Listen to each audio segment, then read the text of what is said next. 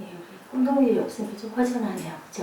자, 생명이 아주, 자, 우리 저 뒤에 예지 있는 자리부터 있다라고 생각하고, 할렐루야 샬롬 하고 우리 같이 인사합니다. 할렐루야 샬롬 샬롬 샬롬 샬롬 샬롬 샬롬 샬롬 샬롬. 하나님 사랑합니다. 여러분 주 안에서 사랑합니다. 예, 오늘 광야의 축제, 광야에서 어떤 축제가 일어나고 있는지 제가 말씀드렸죠. 예, 직접 모압 암몬으로 가면 될 걸 브엘세바에서 아래로 돌아서 못 지나가게 해가지고 이렇게 돌면서 백성들이 속상해가지고 혈기내고 목말라 죽겠다고 하는 그 얘기 우리 했었어요. 그죠? 그런데 오늘도 또 역시 마찬가지. 여러분들 어린 왕자 봤어요? 이정자매 어린 왕자 재밌죠? 그래요. 어른도 많이 봐요. 어린 왕자에는 뜻이 굉장히 깊어서 아마 그 뭐죠? 철로역정하고 버금가게 하나님의 그 뭐 말씀이 많이 녹아있고 어른이나 아이나 재밌게 보는 생땡쥐베리 거기 어린 왕자 거기에 주인공 나가 나오죠. 나레이터로 나옵니다. 주인공 나는 비행기 사고로 어디에 던져져요? 사하라 사막에 던져져서 그냥 아주 완전히 포효하는 그런 던져졌을 때 어린 왕자를 만나요. 그리고 어린 왕자가 하는 이야기에 귀를 기울이게 됩니다. 그 여행한 별들의 이야기를 듣다가 물이 떨어지죠. 주인공 내가 너무 목이 말라 물이 먹고 싶어 죽겠어요. 정말 그 얘기죠. 타는 듯한 목마름. 그 목마름 속에 빠져서 오며 이러다가 죽겠다. 이런 마음을 먹습니다. 그런 주인공의 목마름을 알아차린 어린 왕자는 주인공에게 야 우리 우물 찾으러 가자 한다고요. 그래서 그들이 찾아낸 사막에 있는 우물을 찾아내요. 근데 보니까 우물이라는 게 모래에 구멍을 파놓은 것밖에 아무것도 없어요. 이게 뭐야 하고 봤더니 자세히 보니까요. 재밌게 거기는 도르래도 있고 두레박도 있고 줄까지 있어서 길어서 먹을 수 있게 물에 구멍밖에 뚫린 게 없는데도 그 구멍에 도르래를 내려서 두레박을 내려서 먹을 수 있는 그런 물이 솟아나는 그러한 샘이었었어요. 어린 왕자는 주인공에게 말하죠. 들어봐요. 우리가 우물을 잠에서 깨운 거예요. 그래서 우물이 노래를 하고 있어요. 얼마나 아름다운 표현이에요. 우물을 깨웠어요. 그래서 우물이 노래를 하고 있다. 무슨 뜻일까요? 우리에게 먹을 물을 주고 있다라는 아주 아름다운 이야기를 주인공 나는 천천히 두레박으로 우물물을 끌어올려요. 물을 좀 줘요. 속삭인 어린 왕자에게 주인공 나는 눈을 감고 물을 마시게 해줍니다. 그리고 자신도 어린 왕자도 그 물로 가란 목을 축이는 그런 장면이 나와요. 그리고 이렇게 독백을 하죠. 그 물은 축제처럼 달콤한 물이다. 광야의 축제입니다. 안 그렇겠어요? 광야에서 물이 없으면 죽잖아요. 먹을 것도 먹을 거지만 우리 음식 먹다가 물 없으면 어때요? 가슴이 콱 막히죠. 물을 마셔야 되는데 하물며 그 떼약볕 있는 광야에 물이 없어서 물이 떨어지면 없이 죽을 건데 이렇게 물을 만났어요. 얼마나 반가웠겠어요. 정말 축제처럼 달콤한 물, 일반 음식과 비교할 수 없는 물, 물만 있으면 안 죽는다 그러죠. 40일도 살 수 있는 게 물이에요. 물이 없으면 일주일 꼬박 먹지 않고 물 안 먹으면 죽는다고 합니다. 그것도 또 여성들이 조금 더 오래 산대요. 남성들이 더 빨리 돌아간다고 통계가 나왔다고 합니다. 그러니까 김종국 형제는 메스를 꽉 붙들고 살아야 돼요. 왜냐하면 생명력이 더 기니까. 그죠? 이스라엘 백성의 약속의 땅을 향해 나가는 광야의 순례의 여정입니다. 또 한 번 타는 목마름을 경험하는 백성들이 가데스 바네아에서 출발해서 이스라엘 백성의 행진은 지금 어디로 가요? 제가 오늘 지도를 찾았었거든요. 그래서 우리 블로그에다가 커다랗게 올려놨어요. 올려놓고 오늘 좀 뭘 넘기면서 함께 보려고 했는데 그만 우리 사무엘이 제 마음을 아주 상하게 해가지고 그냥 말자. 뭐 내가 그거 넘기고 해가지고 다들 각자 보면 되지 하는 생각이 들어서 말았어요. 근데 생각나는 분들은 우리 그 설교 자료방 거기나 아니면 인물 그쪽 둘 중에 하나를 열어보면 아마 보일 거예요. 아주 지도를 수십 장이 올라가 있을 겁니다. 쭉 출애굽 과정에 아니면 창세기 때부터 필요한 지도들이 올라가 있어요. 우리 모바일로도 보이죠. 그렇게 보셔도 됩니다. 가데스 바네아에서 출발해서 이스라엘 백성의 행진은 요르단 국가 경내로 들어서고 오늘 본문은 그 여정을 가는 여정을 소개하고 있어요. 남쪽으로 내려가죠. 직접 모압 안문으로 뚫고 가지 못해요. 이 땅 위를 지나가지 못해 하는 바람에 에시온 게벨 요르단 지명으로는 아라바라는 곳을 출발해서 또다시 북쪽으로 밑으로 내려갔다 위로 올라가더라고요. 제가 오늘 지도를 곰곰이 봤습니다. 에돔과 모압의 경계를 형성하는 세렛강을 지나서 모압으로 들어서게 되고 마침내 모압과 암몬의 경계선상에 놓인 유명한 아르논강의 그것을 지나게 돼요. 성경 기도에 선명하게 나와 있죠. 시나이 반도의 사막도 굉장한 사막이지만 이 광막한 사막을 지나는 동안 이스라엘 백성은 얼마나 목이 말랐는지 모릅니다. 그러다가 호련히 그들이 샘물이 솟는 우물을 발견하게 되죠. 얼마나 감동을 했을까. 아까 어린 왕자하고 내가 독백한 것처럼 정말 연못이 우물이 깨어나서 사람들에게 노래하고 있는 거죠. 물이 돌돌돌 솟아나니 얼마나 반갑고 얼마나 감사할까요. 광야의 축제죠. 바로 감사의 축제. 요르단의 사막지대에서 우물을 얻게 되면 정말로 마을 축제가 벌어지는 것이 일상적인 사건이라고 합니다. 사막지대에서는 그 이상 좋을 수가 없죠. 그거보다 더 좋을 수가 없습니다. 그러면 왜 우리에게는 이런 광야의 축제가 필요한 것일까 한번 봅니다. 지도를 띄울 수 있으면 그쪽에서 한번 띄워서들 보세요. 보면은 그 자료방이나 그 밑에 인물 지명 그 둘 중에 하나 조그맣게 올려놨기 때문에 맨 끝에 있을 건데 오늘 본문 16절을 우리 함께 읽습니다. 16절입니다.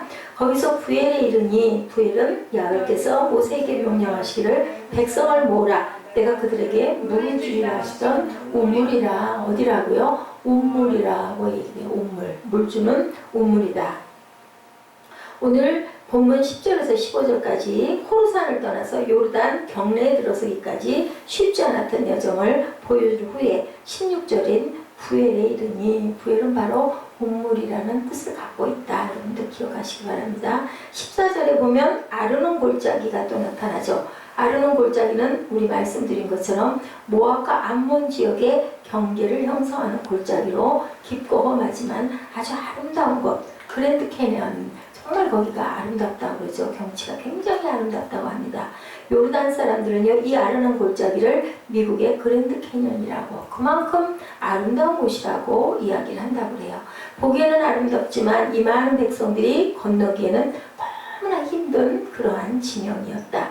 이 험한 계곡을 지나자마자 그들을 기다리던 것이 그 우물이 바로 오아시스였던 거예요. 그죠? 얼마나 감사하고 기뻤는지 모든 여정이 하나님의 인도임을 실감하는 순간이에요. 그 여정뿐만이 아니죠. 우리 일상에 아까 제가 못 읽은 헌금 봉투 보니까 이게 아마 오늘 헌금 봉투였을까요? 오늘 하루도 온전하게 마무리하고 주님 전에 돌아오게 하소서. 우리는 아침에 집을 났을 때 꼭 성전이 아니어도 내가 오늘 정말 아무 일 없이 무탈하게 마음의 상처 입지 않고 몸의 상처 입지 않고 몸의 상처는 우리가 사고로 생각하는데 마음의 상처는 어떻게 보면 더 큰 사고일 수 있어요. 그죠? 그래서 하루가 어떻게 마무리가 될지는 우리는 아무도 모른다. 저는 요즘에 그런 걸 참 많이 느낍니다. 아무 일 없이 정말 평강하게 그죠? 그렇게 하루를 마치는 것이 가장 복되다는 생각을 해요. 그리고 일터에서도 잘 일하고 어느 곳에 있든지 학생은 공부에 열중하고 직장에서는 한눈 팔지 않고 직장 일을 열심히 하는 것도 예배다. 아멘. 아멘입니다. 그랬을 때 사람들이 바라볼 때 저 사람은 정말 크리스찬이라고 하더니 일도 열심히 하고 예배도 절대 안 빠지고 또한 보면 품행도 단정하고 말투도 아주 고분고분하고 공손하고 그랬을 때 하나님의 영광이 나타나는 거죠. 예배만 잘 드리고 문 나서자마자 막 사람들하고 눈을 휘어대며 그냥 다툼을 벌이고 자동차도 내가 먼저 갈 거야 빵빵거리고 난리를 치고 하면 예배드리는 아무 의미가 없는 거예요. 그냥 예배만 드린 거야. 예배는 아주 죽지 않고 또 좋은 자리 차지하려고 그 여의도 교회 같은 데 보면 그냥 가방으로 저는요 저 같은 사람은 거기 끼지도 못해요. 막 이 빨간 가방 있죠 옛날에 얼마나 힘이 센지 몰라요. 막 그걸로 막 밀치면서 막 자기 식구들 끌고 가려고 구역 식구들 끌고 가려고 또 그렇게 억척을 부리니까 막 보호해서 갖다 앉혀주죠. 장단점이 다 그분들은 또 그분들대로 그렇게 일을 할 수 있는 사람도 있고 저처럼 또 그렇지 못한 사람도 이렇게 뒤늦게라도 뒤에도 이렇게라도 말씀을 전해라 고 주시죠. 그래서 다 그릇들이 있어요. 어제 우리 형제 하나가 이렇게 같은 동기 형제가 한 50좀 된 형제가 돌아가서 어저께 장례식장이 우리 동기만 50여 명 이상 왔대요. 우리 동기가 전체가 한 60여 명 조금 넘는데 그 중에 제가 빠졌으면 참 기가 막힌 거죠. 50명 이상이 이렇게 왔더라고. 주간반에서도 많이 놀랬다고. 야간이었거든요. 그랬는데 가면서 우리 여기 자주 다니신 전도사님이 우리도 영정 사진 만들어놔야 될까봐 총각대 사진을 올려놔가지고 그 집 아들인지 아빠인지 모르겠더라. 아들이 똑같이 생겼더라고. 이렇게 얘기를 하더라고요. 알 수가 없는 거예요. 그죠? 그래서 우리는 정말 하나님이 우리에게 어떤 것을 펼쳐놓는지 몰라요. 이제 10년쯤 이후에 여러분들 우리 또 특별히 우리 이정현 자매 같은 경우는 제가 참 기대가 돼요. 분명히 예언을 했기 때문에 10년쯤 후에는 꼭 이쁜 꼬마를 안고 걸리고 저를 분명히 찾아와서 모르죠. 또 우리 교회 식구가 될지도 그죠? 그때까지도 알 수 없어요. 그건 알 수 없는 거예요. 그리고 우리가 왜 이런 일들이 일어났는지 아니 왜 이 조그마한 방에서 예전에 권임 좀 세우셔가지고 이렇게 열어보고 왔어요. 알거든요. 여기 머물고 있는 거를. 아니 여기 조그만 여기서 어떻게 잔디야 하고 갔어요. 그래서 김종훈 경기 키가 큰 걸 알잖아요. 반드시 못 잘 텐데 이러더라고. 나도 본 적이 한 번도 없다고. 아마도 뭐 대각선으로 자든지 아니면 저기 이불이 있는데 그쪽 속으로 머리를 쑥 집어넣고 자는지 그건 내가 알 수가 없다고 우리가 웃었어요. 근데요 사랑하는 사람하고는요 어디든 상관없어요. 그죠? 여러분들 알아요? 물방앗간에 내려. 물방앗간 뭐 좋아요? 집더미에 막 시시콜콜하니 그렇게 생겼잖아요. 근데 그 물레방아라는 그 의미가 아주 굉장히 뭐랄까 서정적으로 들려요. 왜? 거기는 물이 졸졸졸 흐르잖아요. 근데 그 안에는 하나도 바람직하게 같이 있을 만한 공간이 사실은 아니에요. 별 잡동소들이 다 들어있고 퀴퀴하고. 근데도 사랑하는 사람하고 물레방앗간에서 만나잖아요. 갈 때 지금은 뭐 기가 막힌 커피숍 있고 하지만 그때 그런 데가 어디 있어요. 그래도 뭔가 비도 좀 피하고 바람도 막아줄 수 있는 거는 딱 물레방앗간 그 안에밖에 없어요. 그런데 있기만 하면 거기가 어디 같아요? 궁궐 같죠. 정말 뭐 아직 1급 호텔 저리 가라일 정도로 둘이 있는 데는 어디든지 좋은 거예요. 그래서 뭐가 씌워져서 콩고불이 씌워져서 그렇다 그러죠. 정말로 좋은 사람하고 있으면 그렇지 않은 사람하고 앉아가지고 여러분들 밥 먹어봤어요? 마음에 안 들거나 좀 서먹서먹한 사람하고 밥 먹어 소화 안 돼요. 체해요. 어디로 넘어가는지도 몰라요. 저는 마땅치 않은 사람 나하고 낯선 사람하고는 절대로 식사를 안 했어요. 그게 아주 딱 그냥 아주 붙어 있었는데 저하고 밥을 누가 한번 먹으려면은 정말 그때는 또 너무 음식을 안 먹기도 했고 그래서 저는 그렇게 음식을 가렸어요. 그리고 이제 차는 잘 마셨죠. 차도 그래서 정말 이상한 사람이라고 했잖아요. 뭐 비싼 승용차 타고 다니면서 자판기 커피 그때는 300원인가 200원 그랬어. 그 커피를 그렇게 즐겨 마시고 켜고 다녔어요. 그러고는 아름다운 경치 좋아서 맨날 지금은 뭐 거기 전부 펜스가 쳐져서 재미가 없는데 여러분들 광나루 아세요? 거기 앞에까지 차가 딱 가요. 물 바로 앞에까지. 그러면 불빛은 얼마나 이쁘게요. 그리고 이렇게 즐기고 누리고 또 음악 너무 사랑하고 하나님이 좋은 걸 다 주셨어요. 그리고 저는 오늘도 또 감동. 어저께도 감동한 게 뭐냐면요. 여러분들 아시죠? 제가 언젠가 그런 얘기 했을 거야. 교회에다 꼭 프린터를 하나 놔야 되겠다고. 안 되면 대여라도 받아서 우리 지대교 망가지면 뭔가 좀 해야 될 텐데 여기다 꼭 프린터를 놓고 싶었는데 오늘 제가 첫 번째 이 설교문을 여기서 뽑았지 않았겠습니까? 그래서 정말 하나님 너무 감사하다고. 나무는 기도하는데 뭐 제가 알아요? 이 나무 몰라요.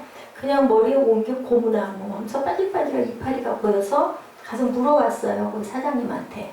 이 고무나무가 뭐예요? 빠질빠질한 이파리를 갖고 있나요? 그랬더니 사장님이 보여주시더라고요. 비싼 나무 아니냐고.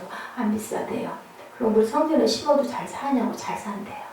그러면 여기 스킨도 눈에 와서 마음에 와서 그때 한 번 실수하고 두 번째 사와서 잘 크니까 그것도 잘 클 거라고.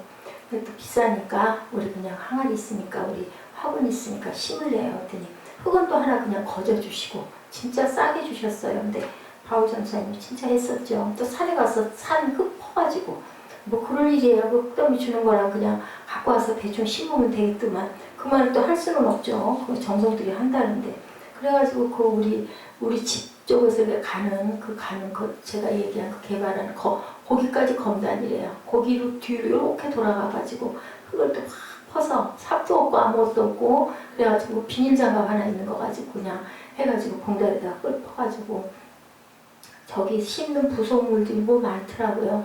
흙도 있고 뭐 또 심는 것도 있고 그래가지고 낑낑거리고 그거를 나무하고 끌고 와가지고 이제 심고 프린터기도 또 다 해서 잉크 넣어서 해주고 한 번씩 올 때마다 해주고 이제 그 다음에 보조로는 사무엘을 가리켜서 뭐 많이 안 쓸 거니까 별로 그렇게 금방 떨어지지는 않을 거라고 그럴 때는 사무엘 주사기를 놓으면 된다고 이제 이렇게 알려주고 그렇게 하고 가셨어요. 그러니까 이제 우리 잔치하는데 그렇게 이제 찬조를 한 거죠. 참 감사하다는 생각을 했고 제가 마음을 먹고 제가 뜻을 품었던 거는 하나님이 지금까지 안 해주신 게 없으니 글쎄요 오늘은 스물스물 그런 소망이 섰더라고요. 집을 안 팔아주신 것도 고생도 많이 했고 주변 사람들 많이 힘들게 한 것도 있지만 그러게요 5년 후쯤 그죠? 알 수 없죠. 그때쯤이면 떨어진 집값이 더 올라가서 그런 고생이 나중에 또 보람이 돼서 우리 유집사한테도 좀 갚아줄 수도 있으면 좋겠다.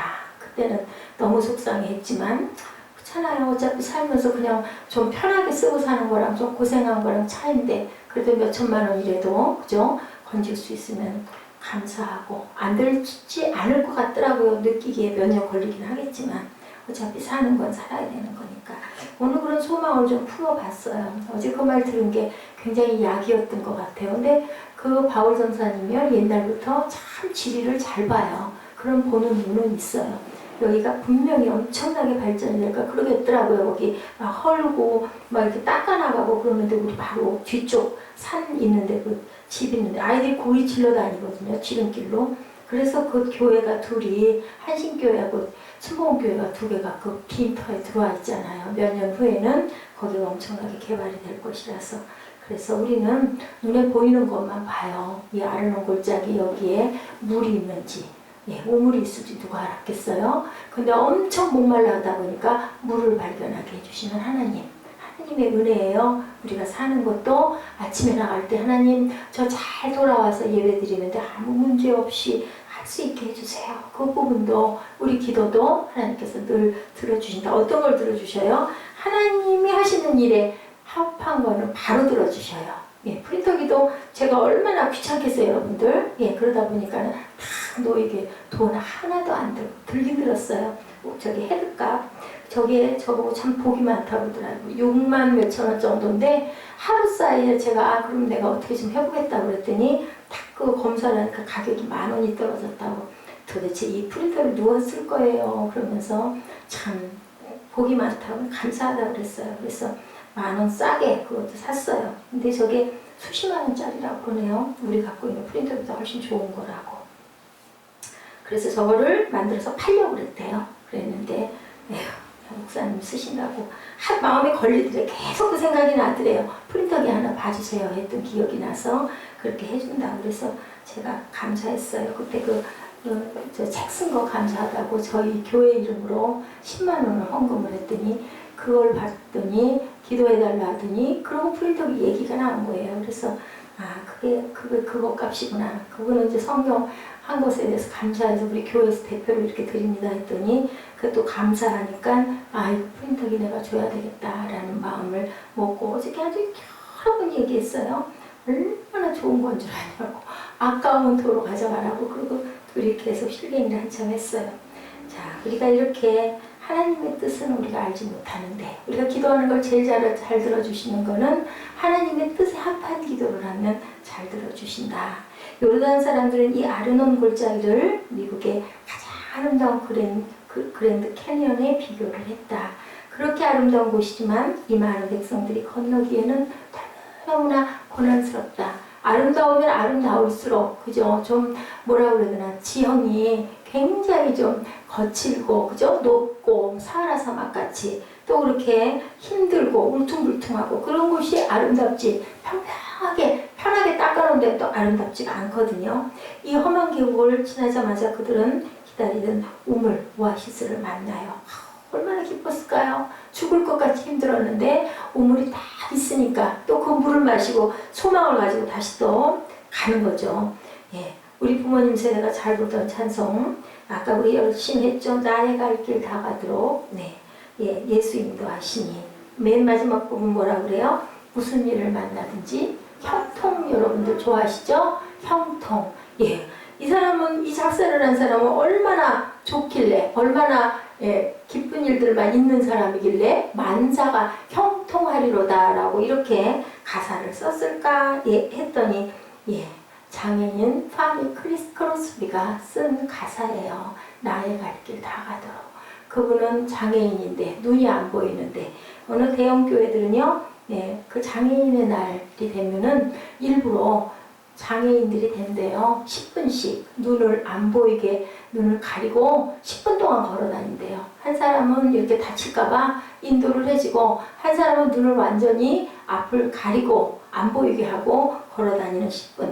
그러고 나서 얘기가, 야, 이렇게 눈 안 보이는 게 이렇게 불편한 줄 몰랐다. 실제 체험을 해보는 거죠. 그러니까 파니 크로스비가 이 고백한 무슨 일을 당하든지 만사형통하리라는, 하나님 은혜를 많이 입었으면, 그죠? 무슨 일이 있든지 만나든지 만사형통하리라 라고 고백할 수 있을까? 하나님이 눈이 돼주시고 인도하시면 깜깜해도 너도분 그랬어요. 하나도 불편하지 않습니다. 왜? 나를 계속 누군가가 나를 케어해주고 인도해주기 때문에 나는 가세요 하면 가고, 앉으세요 하면 앉고, 도세요 하면 돌고, 붙잡아서 밀어주는 대로 따라가면 되기 때문에 하나도 힘이 안 들다. 근데 여러분들 어때요? 막 내가 가려고 하면 어떡할까요? 막 부딪히죠. 내가 알아서 가려고 하면.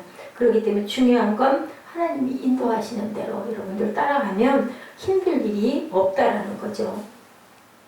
평범하지 않은 이런 장애인들이 이렇게 만사형통하리라고 하는데, 우리는 만사형통하지 않을 이유가 하나도 없죠. 파니 크로스비는 8천여 개의 곡을 작사를 했다고 하죠.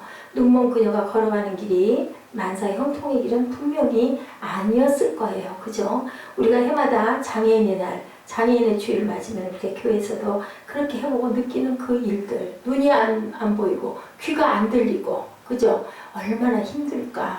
우리가 듣는 음악을 하나도 들을 수 없다면, 또 내가 정말 좋아하고 사랑하는 사람의 음성을 들을 수 없다면, 여러분들 한번 생각해 보세요. 그런데도 만사형통하리라 라는 고백이 나올 수 있는 그런 삶을, 고통의 길, 시련의 길임에도 불구하고 그 시련이 있어도, 고통의 길이 있어도 누가? 하나님이 함께 하시니까 나는 늘 만사형통하다. 근데 여러분들 입으로 자꾸 고백해 보세요. 나는 형통해. 나는 형통한 사람이야. 분명히 형통할 거야. 이렇게 하면요, 정말로 형통해지셔요. 중요한 건 입술의 고백, 긍정적인 시선, 긍정적인 마음. 와, 그런 게 있겠어? 그러면 절대로 그런 일이 일어나지를 않는다라는 거. 세상에서는 너희가 뭐를 해요? 환난을 당하나 담대하라. 내가 세상을 이겼노라. 내가 이겼으니까 너희도 담대해라. 환난은 분명히 이길 거라고 요한복음 16장 33절에 말씀하시죠. 그 주님이 우리에게 또 뭐라 그러세요? 세상 끝날까지 내가 너희와 항상 함께 하겠다라고 말씀하시잖아요. 그렇기 때문에 너희는 환난을 만나도 걱정하지 말고 담대해. 내가 이겼으니까 너도 이길 수 있어. 이스라엘의 광야의 축제도 광야의 시절을 넘어서는 그분의 인도를 실감한 감사의 축제가 되었다라는 거. 주님께서, 하나님께서 인도하셨기 때문에 우리는 이렇게 우물, 시원한 우물을 마셔서 또한 힘낼 수 있다라는 거죠. 우리도 오늘의 우리들 인생의 광야에서 그분이 함께 하심을, 인도하심을 믿는다면 감사의 축제를 준비하지 않을 수가 없죠. 두 번째로는 하나님의 공급을 감사하기 위해서다. 하나님께서 공급해 주시지 않으면 우리가 먹을 수가 없고 마실 수가 없고 그리고 살아갈 힘도 없는 거예요. 그죠? 하나님께서는 인도해 주시고 공급해 주시고 그것을 감사해라. 길도 인도해 주시고 먹을 것도 공급해 주시고 광야에서도 만나와 메추라기를 끊임없이 내려주셨던 하나님, 지금도 우리에게 먹을 거 입을 거 내가 일해서 먹지 무슨 하나님이 주셔도 일할 수 있는 힘은 누가 공급해 주세요? 하나님이 공급해 주시는 거죠. 내가 사고를 당하면 일을 할 수가 없어요. 그죠? 장애를 당하면 일을 할 수 있는 몸이 될 수가 없는데 하나님이 늘 지켜주신다. 지금 이스라엘 백성이 걸어가는 광야는 하나님의 인도만 함께 있었던 것이 아니고 불평했을지라도 먹을 것까지 공급해 주신 하나님, 또 모를 우물로 그 부엘의 우물로 인도해 주시는 하나님, 그래서 마시게 먹고 싶은 게 있을 때는 먹게 해주시고 더울 때는 또 시원하게 해주시고 추울 때는 따뜻하게 해주시는 구름 기둥과 불 기둥, 그리고 만나와 메추라기, 그리고 생수 공급해 주시죠. 내가 그들에게 물을 주리라 하시던 우물이라고 17절에 그렇게 하죠. 17절 우리 함께 읽어볼까요? 그때 이스라엘이 노래하여 이르되 우물물아 솟아나라, 너희는 그것을 노래하라. 사막을 타는 목마름으로 걸어온 백성들이 솟아나는 샘물을 마시고 뭐라고 소리쳤을까요? 당신은 공급하는 하나님이십니다 라고 고백했을 거예요. 우리가 그냥 있는 거니까 먹지 하는 거하고 감사합니다 하는 마음 가는 거 어떤 물이 더 맛있고 달까요? 그죠? 주셔서 감사합니다 라는 마음을 먹었을 때 그 물이 더 귀하고 달 것 같아요. 야훼 일에 하나님 준비하시고 공급하시는 놀라운 하나님, 그분은 진실로 일의 하나님, 그 하나님 우리가 찬양하는 거 당연하죠. 아까 하늘 소망, 그래서 우리 이정민 자매는 분명히 회복이 되리라고 믿습니다. 중요한 거 아무것도 없어요. 제가 요즘날 새벽에도 한번 말씀드렸지만 하나님 사랑하는 마음만 갖고 계시면 돼요. 나머지는 우리가 잘 못해요. 제가 오늘 듣고 생각해서 나는 하는 게 도대체 뭘까?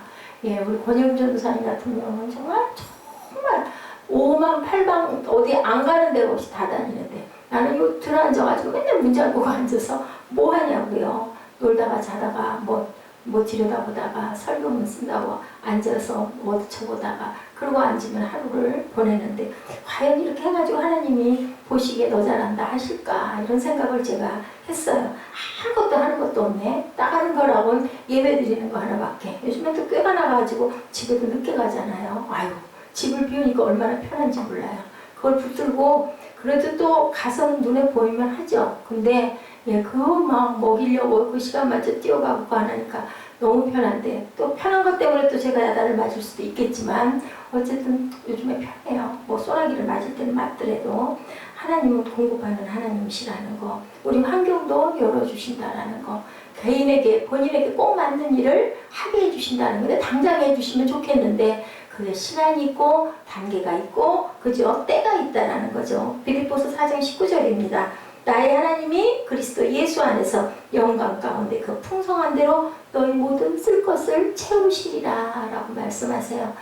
영광 가운데 무엇으로? 풍성하게 채워주신다 그래. 그냥이 아니라 풍성하게. 영광은 뭘까요? 하나님의 은혜 가운데 하나님의 그 모습이 드러나는 그 영광 가운데. 하나님은 절대로 그냥은 안 하세요. 영광 가운데 하시죠. 얼마나 많은 하나님의 백성들이 동일한 약속의 말씀을 붙들고 인생의 광야 한복판에서 하나님의 신실하신 그 공급함을 경험할 수 있을지, 그 공급함을 경험하는 사람은 과연 어떤 사람일지, 하나님을 사랑하고 믿는 사람들에게 하나님께서는 공급하신다. 그렇다면 우리 모두 축제를 준비하는 게 마땅하죠. 그래서 우리가 주일날 축제를 합니다. 여러분들도 나는 내 자리에서 내가 뭘 할 수 있을까? 그걸 귀찮아 생각을 하면 아무것도 안 하고 그냥 잠이나 자고 그냥 그렇게 살다 말면 되지만 때에는 사랑하는 사람 위해서 생일 가지면 뭐해요? 뭐라도 하나 선물이라서 사주려고 하잖아요.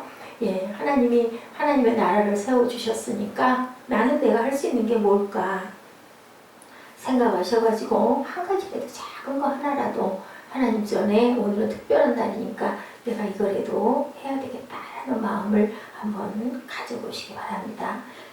파니 크로스비 이야기 하나 더 들려드릴게요. 시각장애로 고통이었는데 찬송자 시절로 알려지기 전에 엄청나게 가난했어요. 다들 보면 책 쓰는 사람, 그죠? 그래도 뭐 소설 쓰는 사람들 진짜 가난했잖아요. 이 눈은 시각장애인에다가 가진 것도 없는 데다가 집안도 가난한 데다가 이렇게 알려지기 전까지 얼마나 긴 세월 동안 고통을 당했겠습니까?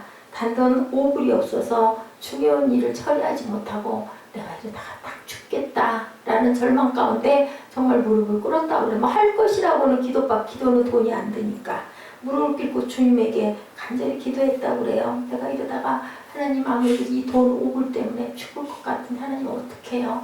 뭐 무슨 구체적인 기도가 뭐 멋지게 나왔겠습니까? 그저 그냥 눈 감고 눈물 났겠죠. 얼마나 그 정말 돈 5불 때문에 몰릴 때 얼마나 힘이 들었을지 자세한 얘기는 없지만 집 초인종이 울리더랍니다. 그래서 나와봤더니 파니 크로스비라는 분이 어디 계십니까? 라고 물어서 접니다. 라고 얘기를 했대요. 그랬더니 찬송 가사 작사하시는 분 맞습니까? 라고 물어보더래요. 예, 맞습니다. 그랬더니 내가 당신을 만나려고 지나가다가 일부러 이 댁을 수소문을 해서 찾아왔다고. 당신을 만나서 너무너무 반갑다고 그러면서 악수를 하더래요. 악수를 하는데 손에 뭔가가 이렇게 쥐어져서 펴봤더니 뭐가 있었을까요? 돈 5불이, 정확하게 5불이 손에 들려져 있었다고 합니다. 무릎을 꿇고 감사하면서 기도하면서 지은 작사가 오늘 우리 찬송한 나의 갈 길 다가도록 예수 인도하시니 어려운 일 당한 때도 족한 은혜 주시네. 나는 심히 고단하고 영혼 매우 가라나 나의 앞에 반석에서 샘물 나게 하시네. 이 찬양이 그 돈 5불을 받고 너무 감사해서 무릎을 꿇고 드린 기도의 내용을 가사로 작사를 한 거예요. 여러분들 가난하게 더 좋을까요? 조금 부자로 살고 이런 은혜가 없는 게 나을까요? 가난하게 좋지 않겠습니까? 가난하기 때문에 은혜도 감사하고 5불도 그렇게 귀하고 크게 느껴지는 거예요. 그래서 어디나 다 좋은 것도 다 나쁜 것도 없다. 돈이 많으면 좋잖아요. 편하고 돈 걱정 안 할 수 있고. 근데 그분들 걱정 없던가요? 또 다른 걱정이 많고 잘못하면은 정말 인생에 정말 나쁜 길로 빠지기가 너무 쉬운데 우리 자녀들도 마찬가지예요. 가진 게 많은 부모를 만나면 정말 헤쳐가는 거 모르고 귀한 거 모르고 자라다 보면 오히려 온전하게 못 갈 수도 굉장히 많아요.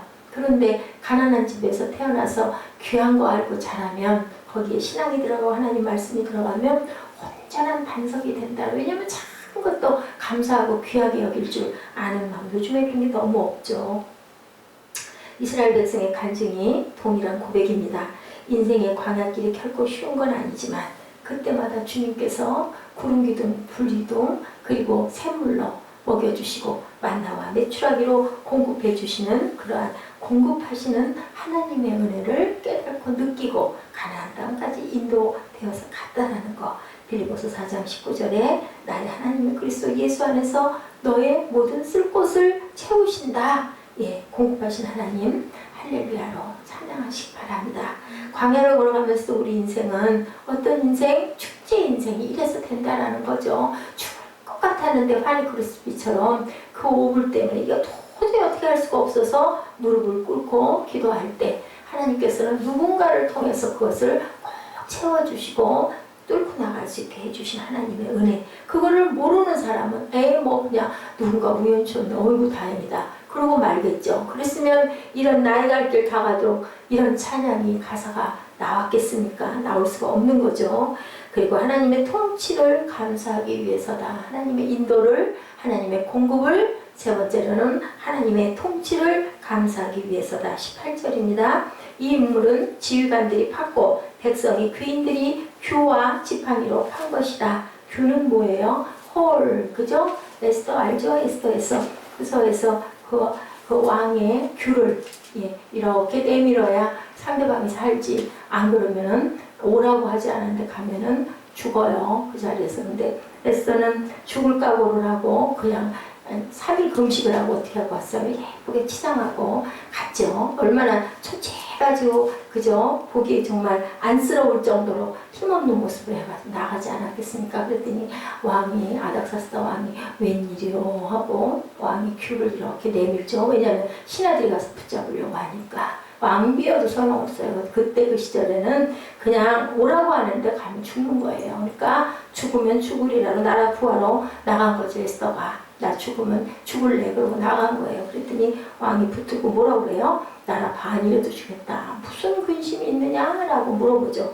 그래가지고 그냥 거기서 하만을 탁 몰아내는 역사가 일어나는 에스더서가 쓰여져 있죠. 예, 통치자들의 주권, 지팡이도 마찬가지고 모세의 지팡이도 아론의 지팡이도 통치자를 상징한다라는 거죠. 리더의 손에 잡힌 지팡이도 통치를 상징합니다. 부삽이나 괭이 등이 보편적인 도구였고 이런 도구를 쓰지 않고 규와 지팡이를 왜 사용했을까? 창세기 49장 10절에 해답이 나와 있습니다. 예, 규가 유다를 떠나지 아니하며 통치자의 지팡이가 그 발사에서 떠나지 아니하기를 실로가 오시기까지 이르리니 그에게 모든 백성이 복종하리로다. 메시아의 시편이라고 이 구절이 알려져 있어요. 창세기 49장 10절입니다. 적어놨다 나중에 한번 열어서 깊이 묵상해 보시기 바랍니다. 이 홀과 지팡이는 궁극적으로 메시아의 통치를 상징한다라는 거. 그래서 규와 홀로 나타나죠. 유다를 떠나지 아니한다고 그랬어요. 통치자의 지팡이가 그 발사에서 떠나지 아니하기를 실로가 오시기까지 이르리니 그에게 모든 백성이 복종하리로다. 다시 말하면 누가 오시기까지? 하나님이 도움이 오시기까지 유다를 절대로 떠나지 않는다. 그분의 주권적인 통치로 이 샘물을 얻었다는 겁니다. 힘들이지 않고 지팡이를 헤쳐보니까 우물이 발견된 케이스가 바로 이 내용이다. 우리는 살짝 덮어놔도 앞에 뭐가 있는지 아무것도 안 보이잖아요. 그런데 조금만 주의 깊게 관심 깊게 마음을 모으고 생각하면 제가 저 고무나무를 어떻게 알았겠어요. 정말 신비해요. 저희 교회는 그런 게 너무 많아요. 알려주신 것들 그대로 했던 것들이 그냥 그 자리를 너무너무 잘, 색채도 마찬가지고 의자 색깔까지도 하나님의 의자까지도 저는 모르는 부분들을 알려주시고 보여주시고 기도가 그래서 좋아요. 그러다 신비주의에 빠지면 안 되지만 정확한 건 성령께서 계시기 때문에 필요한 것을 필요한 자리에 놓게도 해주시고 말씀 구절도 주시고 색채도 제자리 적조적소를 구할 때 우리가 도와주십시오 하고 기도하면 주십니다. 다시 말하면 이런 도우심입니다. 인생을 우리 힘으로만 살아가는 것 같지만 사실은 우연은 세상에 없다. 여러분들 깊이 생각하시기 바랍니다. 여러분들 교회에 이렇게 계시는 것도 하나님의 섭리가 계신 거예요. 이런 일이 있겠어요? 일반적으로 생각하면 여러분들 생각해 보셨어요? 1년 전에 생각 아무도 못했을 거예요. 어떻게 이렇게 했어요? 아니죠. 일 수 없죠. 근데 탁 물고기를 갖다가 어디다 갖다가 해가지고 놔둔 것처럼 탁 갖다 그 자리에다 갖다 집어넣는 거죠. 천국은 하나님이 통치하시는 나라. 우리가 예수 그리스도를 구주와 주님으로 영접하고 모시고 살면 이 땅이 천국인데 그래서 그런다잖아요. 세상 사람을 천국에다 갖다 놓으면 못 산대요. 나 저리 갈 거야 한대죠. 재미없고 심심해서 살 수가 없다고. 이게 도대체 뭐냐고. 그죠? 그 사람들은 뭐 해야 되냐. 막 욕하고 싸우고 멱살잡이하고 땀 뻘뻘 흘리고 육적으로 살아야 되는데 영혼이 평강하게 떠있으니 뭔 재미가 있겠어요? 천국에 있을 사람은 천국에 있어야 되고 그렇기 때문에 우리가 세상에서 천국의 영을 입을 수 있는 훈련과 만들어짐을 받아서 때가 되면 가는 거죠. 착한 사람들이 그래서 먼저 가나 싶기도 해요. 그죠? 정말 좋은 일 많이 하고 믿음 좋고 착한 사람들 왜 가요? 왜? 그래서 일찍 그냥 세상이 고통의 세상이기 때문에 이제 나 할 일 다 했으니 간다 하고 일찍 가는 분들은 그래서 가지 않을까. 정말 아깝고 아쉽고 더 계셨으면 좋겠는 사람들은 빨리 가고 아유 왼수한테 뭐 데려가지도 않아 막 이런 얘기 저주 하잖아요. 때에 따라서는 그런 사람들은 늦게까지 지긋지긋하게 힘들게 못된 짓 많이 하다가 가죠. 그럼 천국 가겠습니까? 데려다 놓으면 거기 못 있을 텐데 거기 있을 수가 없을 텐데 그냥 자동으로 떠나갈 것 같아요. 이게 중요하다는 거 여러분 기억하시기 바랍니다. 천국은 하나님이 통치하는 나라. 우리가 예수 그리스도를 주님으로 영접하는 그것을 우리가 이 땅에서도 천국을 경험하고 살아가시기 바랍니다. 천국 지점은 여러분과 제가 돼야 되겠죠. 왜냐하면 거기에 어울리지 않으면 우리 갈래도 갈 수가 없고 우리 영혼이 날아가요. 내가 원하는 자리 내 고향 찾아가는 거죠. 술 많이 먹은 사람들 어떻게 한다고요? 죽어도 자기 집은 안 되죠. 그래서 집 앞에 가서 초인종 누르고 거기서 자버린다면서 주저앉아가지고 왜 그러겠어요? 그냥 본능적으로 자기 집 찾아가는 거죠. 옛날에 최건동 목사님 전에 한번 제가 말씀드렸죠. 두들겨 패니까 예수천당 뭐 불신지옥 그 소리만 해서 나중에 귀찮고 시끄러워가지고 쫓아냈다고 그러죠. 일제 치하에 예, 길에서 하도 예수 천당을 외치는 바람에 시끄러워가지고 예, 그 형사가 끌어갔어요. 그리고 도대체 너는 예수 천당이 어디 있어? 그리고 소리 질렀대. 그랬더니 있죠. 그럼 어디 보여라. 그러고 하니까 죄송합니다. 본점은 못 보여드리지만 지점은 제가 보여드릴 수 있습니다. 지점이 어딘데? 그랬더니 여기 이랬대죠. 내 안에 여기 주님 살아계신다고 그렇게 소리를 쳤대요. 그리고는 때리면 때릴수록 소리가 점점 커지는 거야. 예수 천당, 또 때리면 불신 지옥. 그러니 얼마나 그 때리면서도 한편으로는 겁이 났겠어요. 그 순사들도 그거 좀 때리면 사람이 좀 아파가지고 이러고 잘못했습니다 해야 되는데 소리는 점점 커지고 하니까 그냥 불신 지옥 하니까 그걸 두들기면서도 겁이 난 거 아니야. 빌라도처럼 손에다 대야에다 손 씻으면서 나는 이 일에 나는 관계가 없어. 관계 없었어요? 정신병자 돼서 결국은 자살했습니다. 가룟유다는 어떻게 했어요? 창자가 예, 땅바닥에 떨어뜨리면서 목에 달아서 죽어서 창자가 쏟아지죠. 거기가 피같이 되고 맙니다. 바울은 로마서 14장 17절에 하나님의 나라는 먹는 것과 마시는 것이 아니고 성령 안에서 의와 평강과 희락이라고. 먹고 마시는 게 중요한 게 아니라 하나님 나라 안에서 의와 평강과 희락임을 여러분들 사모하고 가시는 저와 여러분 되시기 바랍니다. 예. 내용을 은총 입어 중환대신 법법은 아유 참 미련하고 바보예요. 저희 어머니가 돌아가시기 전에 이 찬양을 그렇게 좋아하셨는데 돌아가실 때도 20일 동안 혼수 상태에 계시면서 정신이 날 때마다 내용은 은총 입어를 그렇게 부르셨는데 그래서 제가 이 찬양 495장은 잊어버릴 수가 없어요. 은혜를 많이 받으신 거죠. 우리 어머니는 모태신앙이었고 외할머니가 권사님이셔서 그런데 안 믿는 집에 시집 가셔가지고 아버지가 사업을 하시다 보니까 고사도 엄청 많이 지냈어요. 교회를 나가다 안 나가다 지금 생각하면 제 어린 날 교회 뜰에서 목사님하고 얘기 나누실 때 좀 뜰에서 놀았죠. 그런 일이 많았는데 그만 그래도 마지막 3년 동안 가장 어려울 때 의정부 꼴짜기에서 새빵 하나 얻어가지고 그러다 아버지가 계셨고 아버지가 또 속을 엄청 썩이셨죠. 근데 마지막 그 말년에는 같이 교회 나가시고 그래가지고 어머니 돌아가시고 나서는 3일 동안을 교회에서 계속 와가지고 찬양을 그렇게 해주고 예배를 드려주고 가셔서 정말 감사한 생각이 들었어요. 그때는 제가 뭐 이렇게 뭐 하나님 은혜에 막 빠져있을 그럴 때도 아니었는데 어머니가 일찍 가셨죠. 지금 7순이 훨씬 넘으셨을 텐데 그때 56에 돌아가셨으니까 한 20년 좀 전 아니겠습니까? 예. 그걸 몰랐어요. 그냥 모르는 거라고요, 이렇게.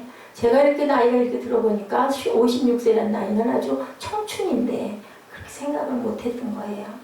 우리가 의와 평강과 희락 안에 사시고 내 영혼이 은총을 입으면 중한 죄짐도 다 벗고 슬픔만은 이 세상에 어디로 화해요? 천국으로 화도다라는 찬양이 우리 마음의 고백이 되겠죠. 할렐루야 찬양하세 내 모든 죄 사함받고 주 예수와 동행하니 그 어디나 하늘나라.